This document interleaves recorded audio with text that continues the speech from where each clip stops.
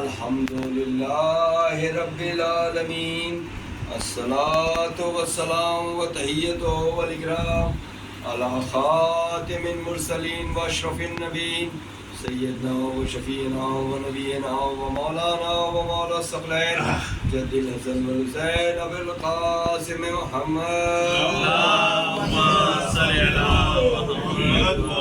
محمد وآلہ الطیبین الطاہرین المعصومین المظلومین الذین عذب اللہ عنہم الرجس وطہرہم تطہیرا اللهم صل علی محمد وآل محمد ان الحسین مصباح الہدی وسفینۃ النجات حسین منی وانا من الحسین اما بعد فقد قال اللہ فی کتابہ المبین وهو أصدق الصادقين بسم الله الرحمن الرحيم سبحان الذي أسرى بعبده ليلا من المسجد الحرام إلى المسجد الأقصى صلوات میں آج کی مجلس میں بیداری شرط ہے اور میں واضح طور سے بتا دوں کہ یہ مجلس میں نے 10 سے 15 سال پہلے شاید وکیل صاحب کو یاد ہو کہ نور پہ پڑھی تھی. وکیل صاحب نے اچھے الفاظ بھی کہتے کہ واقعی آپ نے آج پورے نور پہ ہی مجلس پڑھی, کیونکہ میں نے عنوان جو لیا ہے ظاہر سی بات ہے اب نور پہ بہت سارے مجلسیں ہو رہی ہیں, میں ایسا نہیں کہہ رہا ہوں کہ اور ذاکرین نے بھی اب بڑے پائے جیسے کہ ذاکرین نے بھی نور پہ مجلس پڑھی ہے. ذکر میرا ہو رہا ہے معراج عنوان, اور انشاءاللہ یہ تیسری مجلس ہے, چوتھی یا پانچویں مجلس جتنا میں پہنچ سکتا ہوں انشاءاللہ پڑھوں گا, پھر اس کے بعد سوچوں گا. پر ابھی عنوان ہے معراج اور سورہ اسراء کی پہلی آیت جسے سورہ بنی اسرائیل بھی کہا جاتا ہے, جس میں خداوند عالم ارشاد فرما رہا ہے کہ پاک و پاکیزہ ہے وہ ذات جس نے راتوں رات اپنے عبد یعنی ختم الانبیاء محمد مصطفیٰ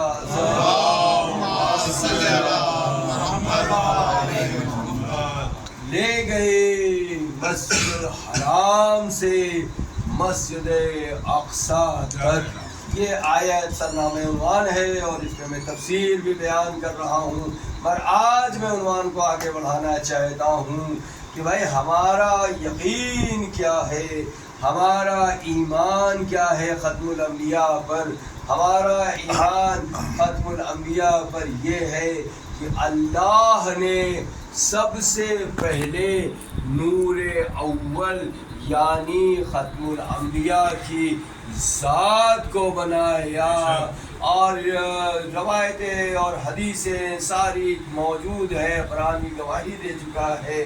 اور میں حدیث قدسی بیان کر دوں تاکہ بات واضح ہو جائے کہ یا احمد لولاک لما خلقت الافلاک, اے رسول میں اس پوری کائنات کو ہی خلق نہ کرتا اگر مجھے آپ کے نور کو نہ بنانا ہوتا. ایک صلوات پڑھیے. ہمارا ایمان یہ ہے کہ ختم الانبیاء نور اول ہے, نور ہے. اب یہی تو فرق ہے ہم میں اور دوسرے جو فرقے ہیں, وہ رسول کو نوری نہیں مانتے ہیں, اور ہم اس بات کے بھی قائل ہیں کہ رسول خدا کو جو معراج ہوئی ہے وہ روحانی نہیں بلکہ جسمانی ہوئی ہے. تو آپ کہیں گے جناب اس کی دلیل تو دے دیجئے کوئی کہ آخر کیسے روحانی نہیں بلکہ جسمانی معراج رسول کو ہوئی. تو اب یہاں پر میں آپ کو بتانا چاہوں گا اسی آیت کے ذریعے کہ قرآن کیا کہہ رہا ہے, من المسجد الحرام الی المسجد اقصیٰ. بھائی یاد رکھیے روح کے لیے کوئی مکان نہیں ہوتا ہے مگر جسم کے لیے مکان ہوتا ہے. آپ جب ایک جگہ سے دوسرے جگہ جاتے ہیں تو یہ نہیں کہا جاتا کہ آپ کی روح چلی گئی ہے. مثال کے طور پہ اگر آپ یہاں سے دلی جاتے ہیں تو آپ کی یہ بات تبھی پوری ہوگی جب آپ کا جسم اس اس جگہ سے اس جگہ تک پہنچے گا. اور قرآن یہاں صاف طور سے کہہ رہا ہے کہ من المسجد الحرام الی المسجد اقصی. ایک صلوات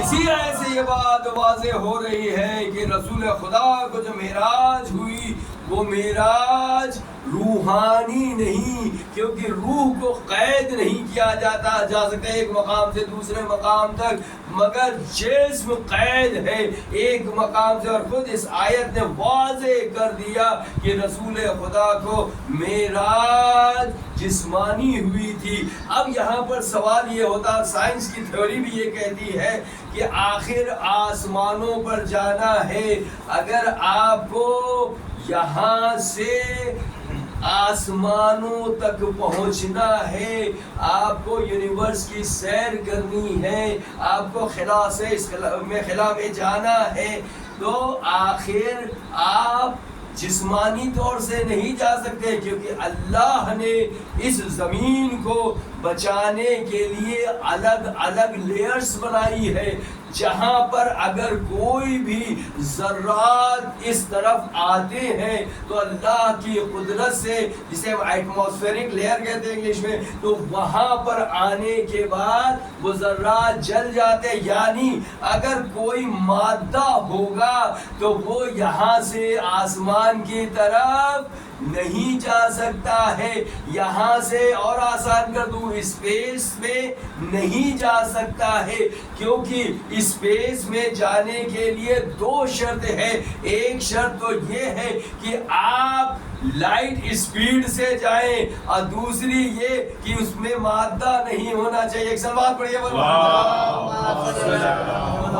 اگر آپ اس جسم سے اسپیس میں جانا چاہیں، آسمانوں کی طرف جانا چاہیں، تو یہ جسم جل کر خاک ہو جائے گا. تو اب جب رسول خدا سے لوگوں نے پوچھا کہ اے رسول، آخر آپ کیسے ساتوں آسمان پر گئے اور عرش الہی یعنی سدرۃ المنتہا تک کیسے پہنچے؟ تو میرا رسول ارشاد فرماتا ہے کہ اللہ نے مجھے ایک نورانی سواری بھیجی تھی جس کا نام براق تھا. اور لفظ براق بنا ہے لفظ برق سے، اور برق کہتے ہیں بجلی کو، یعنی جو بجلی کی رفتار سے سواری چلے اسے براق کہا جاتا ہے. ایک صلوات پڑھیے.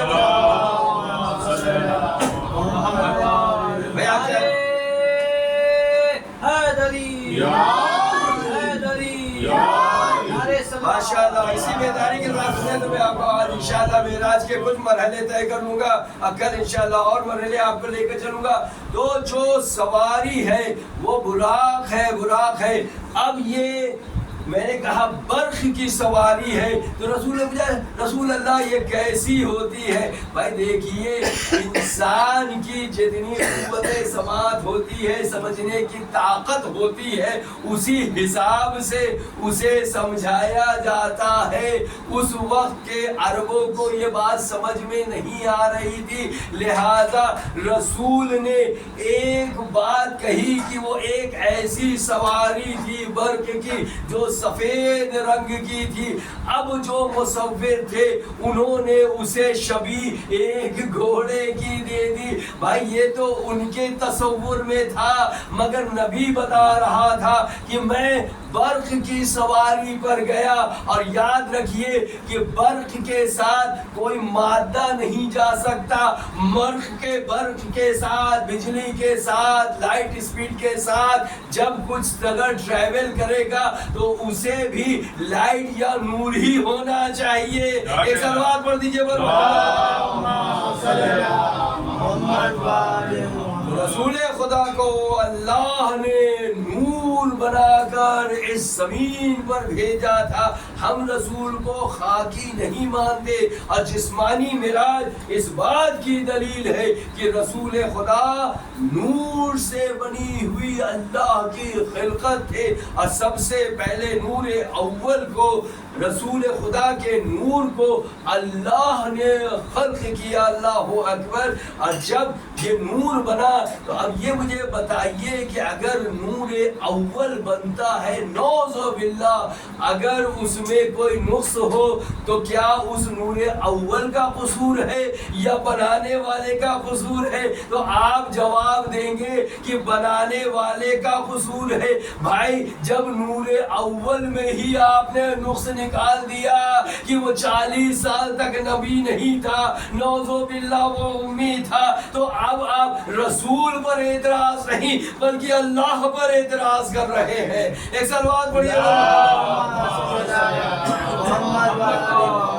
آپ رسول پر نہیں اعتراض کر رہے ہیں بلکہ اللہ کی ذات پر، جس نے پہلا جو خلق کیا، جسے نور اول کہا جاتا ہے. اور پھر رسول نے یہاں پر حدیث ارشاد فرما دی کہ انا، ایک صلوات پڑھیے،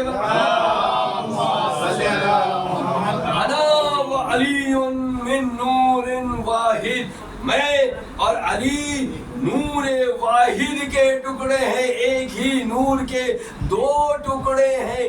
ایک کا نام علی ہے اور دوسرے کا نام محمد ہے. بھائی اور لفظ بہتر استعمال کر لوں کہ جب اللہ نے یہ دو نور خلق کیے، بلکہ ایک نور سے جب دو ٹکڑے کر دیے تو ایک نور کو مقام محمود پر رکھا، اسے محمد کے نام سے پکارا. ایک مقام عالم میں رکھا، اسے علی کے نام سے پکارا. ایک صلوات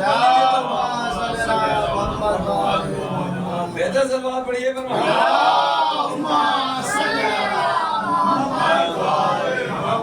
میں نے کہا نور پہ ہی مجلس ہے، چونکہ نور کا ذکر ہو رہا ہے تو اللہ نے رسول خدا کے نور سے، اور رسول خدا نے ارشاد فرما دیا کہ انا و علی من نور واحد، میں اور علی ایک نور کے دو ٹکڑے ہیں.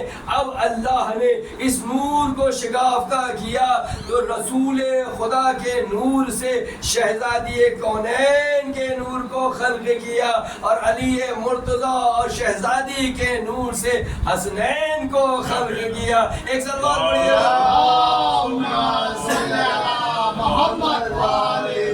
اور اس کے بعد جب یہ نور میں امام حسین علیہ السلام کو شگافتہ کیا تو اللہ نے 9 انوار کو اور خلق کر دیا، 9 انوار کو اور خلق کیا. اور پھر یہ حدیث نور موجود ہے کہ اللہ کس طرح سے یہ ارشاد ہو رہا ہے حدیث میں کہ میں نے ختم الانبیاء، میں نے آپ کے سامنے حدیث بھی پڑھی کہ یا احمد لولاک لما خلقت الافلاک، اے نبی میں پوری کائنات کو خلق نہ کرتا تو پتا چلا یہ کائنات اگر خلق ہوئی ہے تو ختم الانبیاء کے نور کے صدقے میں. اللہ اکبر. اور اللہ نے علی کے نور سے ملائکہ کو بنایا، ملائکہ کو بنایا، اور شہزادی کونین کے نور سے آسمان و زمین کو بنایا. صلوات پڑھیے.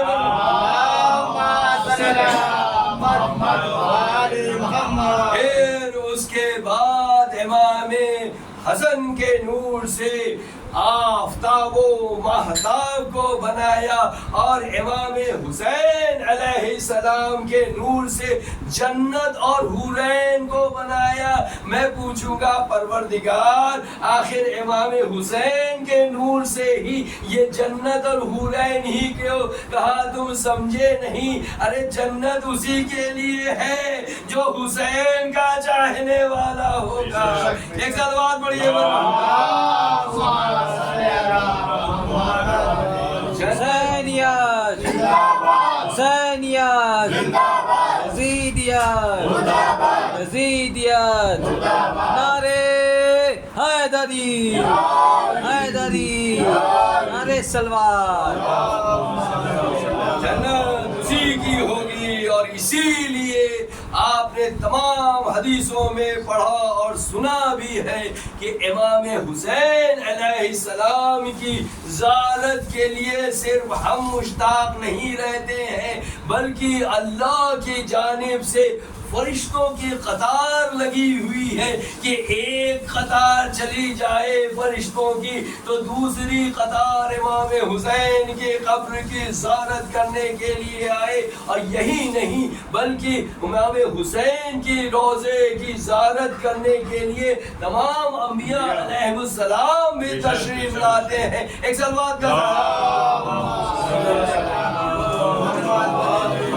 اللہ نے یہ نور بنائے ایک نور مقام محمود پہ رکھا، اس کا نام محمد رکھا، ایک مقام عالم میں رکھا، اس کا نام علی رکھا، اور شہزادی کے نور سے اعتبار جب میں نے کہا کہ امام حسین کے نور سے 9 انوار اور خلق کیے تو ان میں سے کوئی سید الساجدین مرکز عبادت بن کر آیا، کوئی باخر العلوم علم کا مرکز بن کر آیا، کوئی صادق الامین امام جعفر صادق بن کر آیا۔ ایک صلوات پڑھیے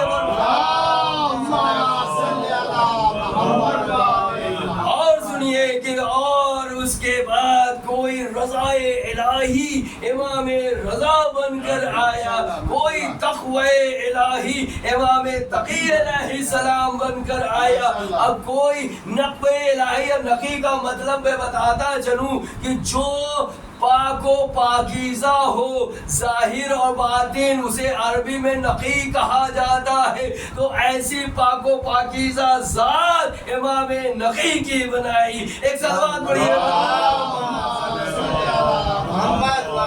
اور کسی کو ہیبت الہی امام حسن عسکری بنا کر بھیجا، اور کسی کو ہیبت الہیہ امام مہدی بنا کر بھیج دیا۔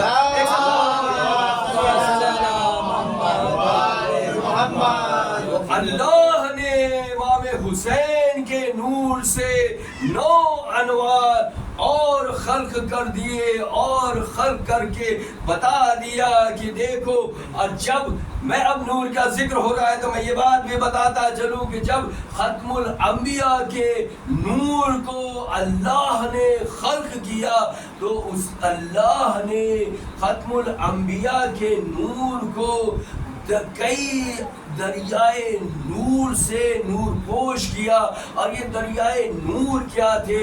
ایک دریائے نور علم کا نورانی دریا تھا، ایک حلم کا دریا تھا، ایک فصاحت کا نورانی دریا تھا، ایک بلاغت کا تھا، ایک رضا الہی کا تھا، ایک تقوی الہی کا تھا۔ صلوات پڑھیے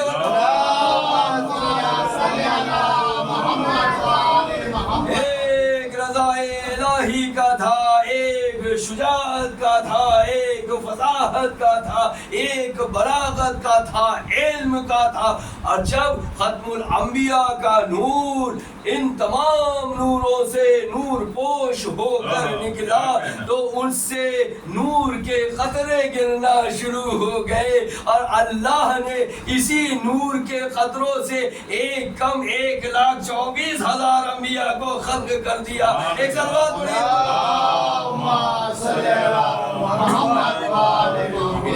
رسول کے علاوہ 1,24,000 نور کو خلق کیا۔ اب رسول کو معراج پر بلایا جا رہا ہے، معراج پر ختم الانبیاء کو بلایا جا رہا ہے، اور میں نے کہا تھا کہ معراج کے 3 درجے تھے۔ پہلا جو ذکر ہے کہ مسجد الحرام سے مسجد الاقصی تک، جہاں رسول خدا نے تمام انبیاء علیہ السلام کو باجماعت نماز پڑھائی، اور مسجد اقصی کے بارے میں بھی میں نے بتایا تھا کہ یہ انبیاء علیہ السلام کی عبادت گاہ تھی، مرکز عبادت تھا، لہٰذا اگر مسجد اقصی میں 2 رکعت نماز پڑھی جائے تو وہ 1000 رکعت کے کے برابر ہو جاتی ہے. صلوات پڑھیے. دوسرا جو مرحلہ تھا وہ 7 آسمانوں کا. کل ذکر ہو چکا ہے, بہت سارے لوگ موجود نہیں تھے, میں ذکر کرتا چلوں کہ دوسرا جو مرحلہ تھا وہ مرحلہ تھا آسمانوں کا. جب رسول خدا پہلے آسمان پر تشریف لے گئے تو حضرت آدم علیہ السلام آپ کے استقبال کے لیے آگے بڑھتے ہیں. جب رسول خدا دوسرے آسمان پر پہنچے جناب عیسیٰ آپ کے استقبال کے لیے آئے. جب تیسرے آسمان پر پہنچے جناب یوسف آپ کے استقبال کے لیے آئے. جب چوتھے آسمان پہ پہنچے تو جناب ادریس آپ کے استقبال کے لیے آئے. جب آپ 5ویں پہ پہنچے تو جناب یونس آپ کے استقبال کے لیے آئے. جب 6 آسمان پر آپ پہنچے تو جناب موسیٰ آپ کے استقبال کے لیے آئے. اور جب 7ویں پہ پہنچے تو آپ کے جناب ابراہیم آپ کے استقبال کے لیے آئے.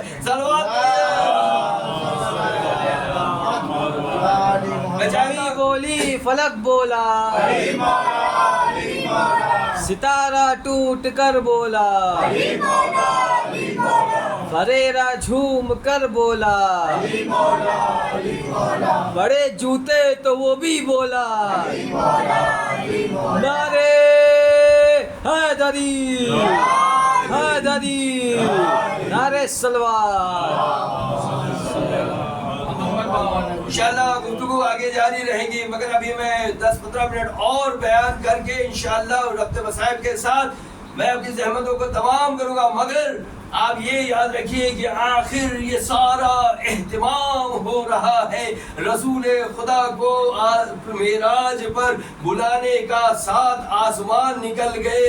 اب یہاں پہ کچھ جملے سن لیجیے خطابت کے کہ جب جبریل امین آپ کو لے کر سدرۃ المنتہا تک گئے, عرش الہی تک ہے. بابا آپ نے کل نہیں سنا تھا, سن لیجئے, میں پڑھ چکا ہوں مگر دہرا رہا ہوں کہ وہاں پر رسول خدا نے, سنیے گا میرے بھائی, رسول خدا نے ایک عبارت دیکھی اور اس عبارت میں لکھا تھا کہ لا فتح الا علی, لا سیف الا ذوالفقار. صلوات پڑھیے ایسے میرا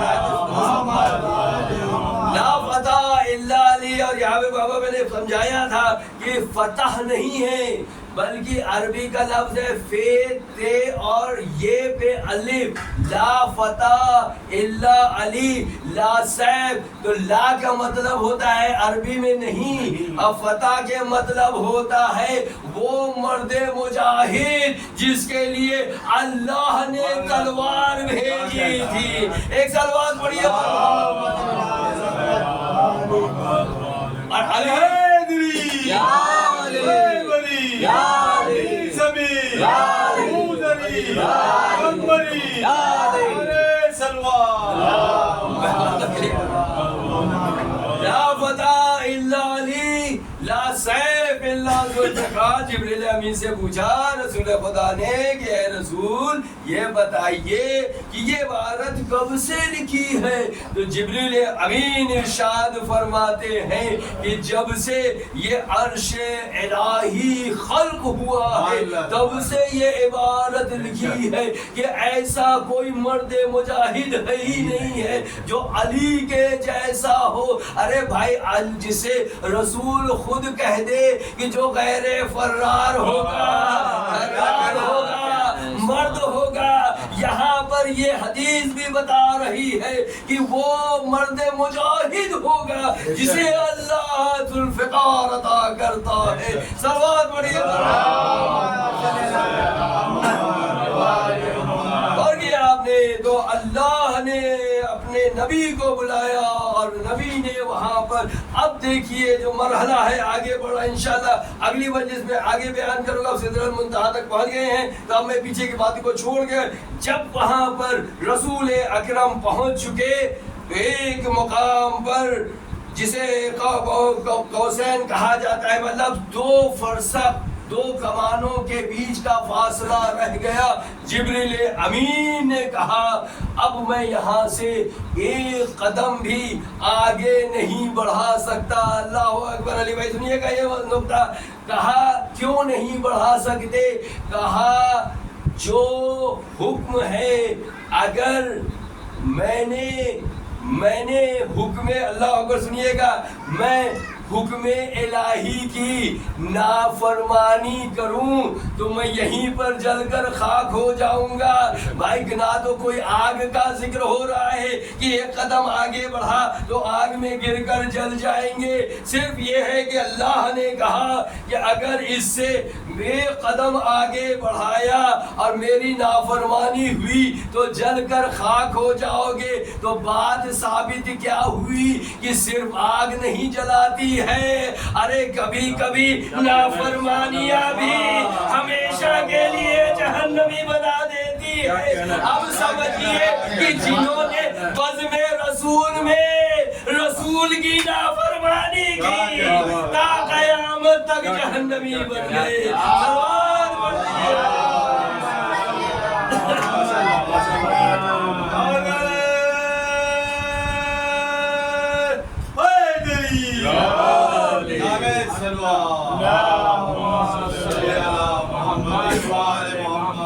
قیامت تک جہنمی کیونکہ نافرمانی کی سزا یہی ہے.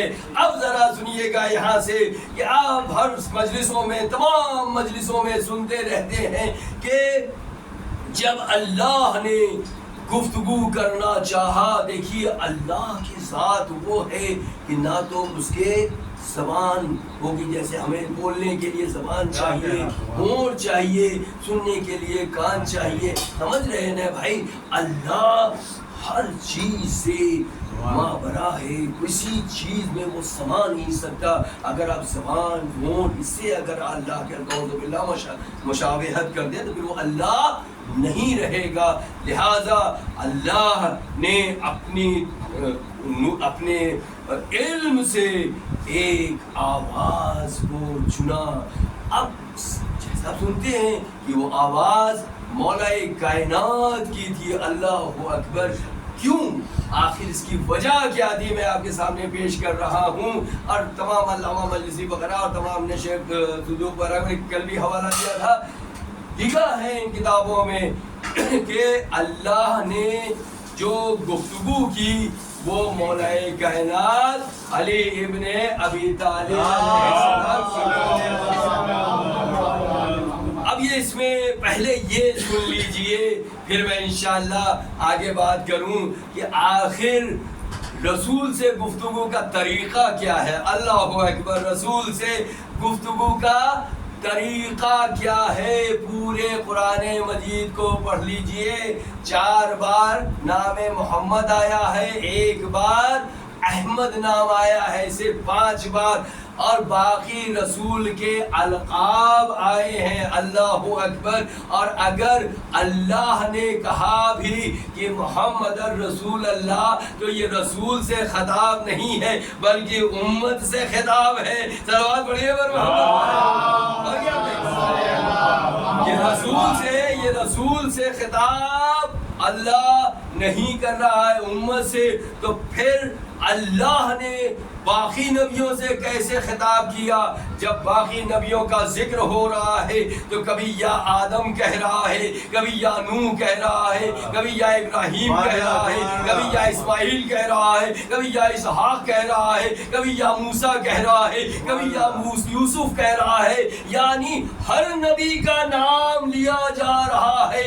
مگر جب اپنے حبیب کو بلا رہا ہے تو کبھی یا حبیب کہہ رہا ہے، کبھی یا مزمل کہہ رہا ہے، کبھی یا طٰہٰ کہہ رہا ہے، کبھی یاسین کہہ کے بلا رہا ہے. صلوات پڑھیے. جب اللہ اپنے ختم الانبیاء سے اس لہجے میں گفتگو کرے تو اسے کچھ ایسا ہی تو لہجہ چاہیے تھا. تو اسی لیے پہلی دلیل کہ اللہ نے مولا کائنات کے لہجے کو چنا کیونکہ مولا کائنات. اب اس کی دوسری جو وجہ لکھی ہوئی ہے کہ وہ وجہ یہ تھی کہ اللہ نے تمام کائنات پر. اب دیکھیے چونکہ بات کہنی ہے تو نظر دیکھیں اللہ کی نظر آپ نہیں ہو سکتی، مگر اللہ نے نظر دوڑائی اپنے علم کے ذریعے پوری کائنات میں، پھر اس کے بعد مقام محمود میں دیکھا، پھر اس کے بعد مقام عالم میں دیکھا، اور پھر قلب مصطفیٰ کو دیکھا. صلوات پڑھیے. میرا سننا میرا اسی طرح سنی جاتی ہے، ایک بیداری والی صلوات. پھر قلب مصطفیٰ کو دیکھا، اور جب قلب مصطفیٰ کے اندر دیکھا تو کیا پایا کہ قلب مصطفیٰ علی کی محبت سے لبریز ہے. ایک صلوات پڑھیے. جب قلب مصطفیٰ پہ نظر ڈالی تو دیکھا وہ علی کی محبت سے لبریز ہے. تو اللہ نے اسی لیے علی کی آواز کو اپنی آواز بنایا تاکہ جسے رسول سب سے زیادہ محبت کرتے ہیں اسی کی آواز میں اللہ کلام کر رہا ہے. صلوات پڑھیے.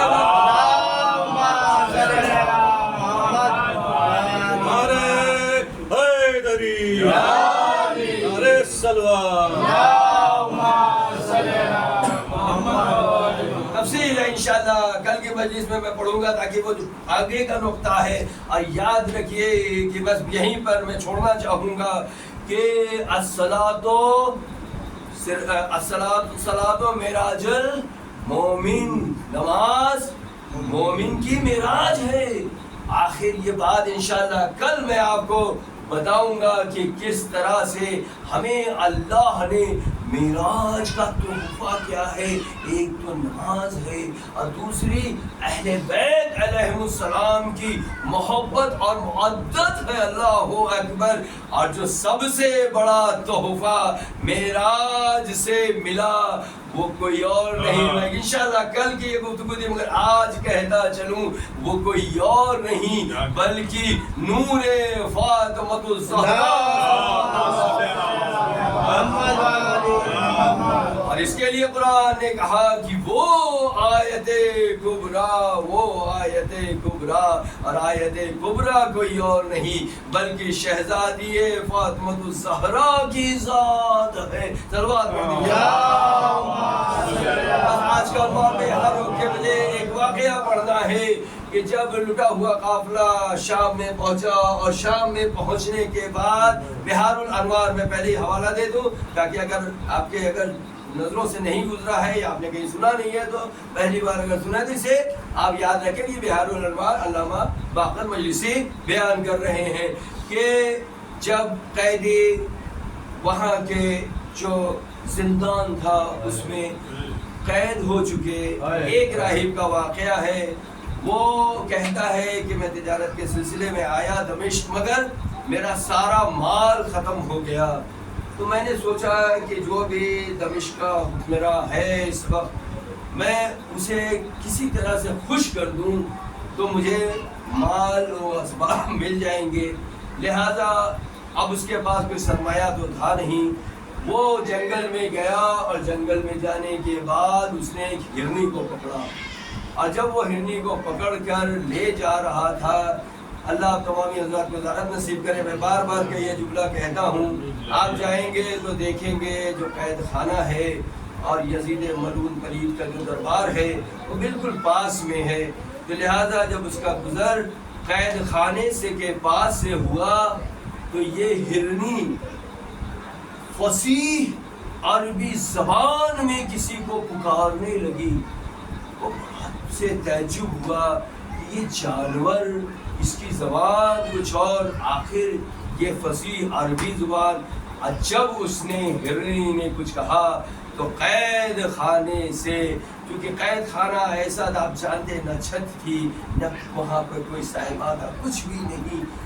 تو وہاں پر جب اس نے دیکھا تو دیکھا کہ ایک شخص جس کا امامہ جلا ہوا ہے، جو کہ جس کی کمر اب جھک چکی ہے، جس کے کپڑے پھٹے ہوئے ہیں، اور وہاں جہاں جسم نظر آ رہا ہے وہاں پہ تازیانوں کے نشان ہے. اللہ اکبر اللہ اکبر. وہ شخص اس ہرنی سے گفتگو کر رہا ہے گفتگو کر رہا ہے. اس نے جب یہ ماجرا دیکھا آواز دے کر کہا اے بزرگ محترم آخر تو کیسے اس کی زبان میں گفتگو کر رہا یہ کیا کہہ رہی ہے. تو ہمارا چوتھا امام ارشاد فرماتا ہے کہ یہ ہرنی کہہ رہی ہے کہ تو نے جب مجھے گرفتار کیا تو میرے 2 چھوٹے بچے ہیں میں نے انہیں ابھی دودھ نہیں پلایا اگر تو آزاد کر دے تو میں انہیں دودھ پلا کر. کہا آپ اتنے یقین سے کہہ سکتے. یہ واپس کہا میں کہہ سکتا ہوں. کہنے کے بعد وہ گئی اور واپس آئی. جب اس نے یہ ماجرا دیکھا تمام شام میں جا جا کر بتانے لگا کہ زندان میں ایک قیدی ایسا ہے کہ جس کے پاس ایسا کمال ہے کہ جانور بھی اس کی بات سنتے اور مانتے ہیں. جب یزیدیوں کو یہ پتہ چلا تو کہا کہ اس سے پہلے یہ بات اور کہہ لے اس کو قتل کر دیا جائے. اسے قتل کر دیا جاتا ہے. اب چونکہ اس راہب کی اس شخص کی ایک زوجہ اور ایک بچی تھی انہیں پتہ چلا کہ دمشق میں کیا ہوا تو وہ بچی اور وہ عورت زندان میں آتی ہے. اللہ اکبر. اور چوتھے امام سے کہتی ہے کہ آپ کی وجہ سے ہمارے اوپر یہ مصائب و آلام اور مصائب کے پہاڑ ٹوٹ گئے. جب یہ سننا تھا اعجاز امامت سے مولا نے کہا کیا تو جانتی ہے کہ اس کی قبر کہاں ہے. کہا بے شک جانتی ہوں. اعجاز امامت سے جناب سید الساجدین کی ہتھکڑیاں ٹوٹتی ہیں بیڑیاں ٹوٹتی ہیں. امام قید خانے سے یہ باقر مجلسی بیان کر رہے ہیں. باہر آتے کہتے چل اس کی قبر پر چل. امام مظلوم اس کی قبر پر جاتے ہیں اور ایک بار دعا کے لیے ہاتھ بلند کرتے ہیں. دعا پوری ہوتی ہے اور اس قبر سے وہ شخص زندہ باہر نکل آتا ہے. امام کہتے ہیں کہ دیکھو ہم کسی کی آزمائش نہیں لیتے ہیں. یہ تیرا خاوند ہے یہ بچی ہے جاؤ اسے لے کر چلے جاؤ. اب وہ عورت ہاتھ جوڑتی ہے وہ شخص ہاتھ جوڑتا ہے کہ اے بزرگوار شخص تیرے اندر یہ کمالات اللہ نے دیے ہیں ذرا اپنا تعارف تو کرا دے. کیا تو جانتا ہے کہ یثرب نام کا کوئی شرکر اسے مدینہ بھی کہتے ہیں. کہا وہاں پر رسول محمد تھے. کہا میں جانتا ہوں وہ ختم الانبیاء ہے. کہا ان کے وسیع علی. کہا میں جانتا ہوں. کیا تو یہ بھی جانتا ہے کہ علی کے 2 بیٹے حسن اور حسین تھے. کہا میں جانتا ہوں. کہا بس اتنا سمجھ لے کہ میں اسی حسین کا بیٹا علی بن الحسین. اکبر اللہ. یہ سننا تھا اس نے کہا اے امام میں سمجھ گیا کہ آپ امام وقت ہے. میں آپ کے ہاتھ پر کلمہ پڑھتا ہوں. اب اس کے بعد نے کہا مولا بس اتنا سا اصرار ہے اتنا تو بتا دیجئے کہ آپ کی یہ حالت کیسے ہوئی آپ کیسے قیدی ہوئے. ارے آپ کے ساتھ بیویاں بھی موجود ہیں. امام نے کہا ارے جس حسین کا میں نے ذکر کیا وہ کربلا کے میدان میں 3 دن کا بھوکا ارے 3 دن کا پیاسا مارا گیا. ارے صرف میرا بابا نہیں بلکہ میرا گڑیل جوان بھائی میرا شیر جیسا چچا باز بھی مارا گیا. ارے میرا 6 مہینے کا اصغر بھی مارا گیا. اس شخص نے گریا شروع کیا. کہا بس مولا اتنا بتا دیجئے جب میں قید خانے کے بعد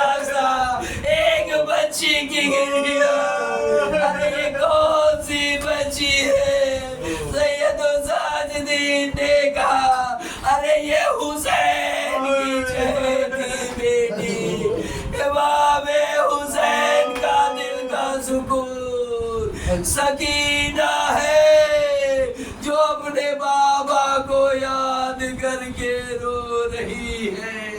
اس شخص نے چاہا امام کی قدم بوسی کرے.